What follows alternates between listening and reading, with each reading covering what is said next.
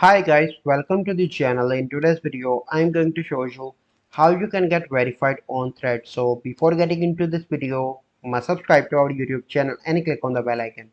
So the first step you simply need to do is to open Thread app.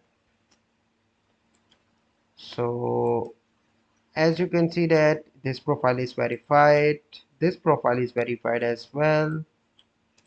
And let me show you another one. So here you can see that. So how can I verify my profile? So basically Thread app is connected with Instagram. So if you are verified on Instagram, you will automatically be verified on Threads. So you simply need to go on to the Instagram application, click on profile picture in the right bottom corner, click on three bars on the top right, and click on Meta Verified. Okay, here you need to go and you simply need to verify your audience can trust you, can trust that you are a real person sharing your real stories. And here you need to click on subscribe and you simply need to complete the details, and you can get a verified badge on your Instagram, and that badge will be automatically shown on to the Thread app as well.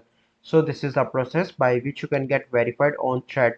So I hope you find this video helpful. If you find this video helpful, must like this video, subscribe to our YouTube channel for future videos. We'll see you in the next video. Thank you. Have a good day.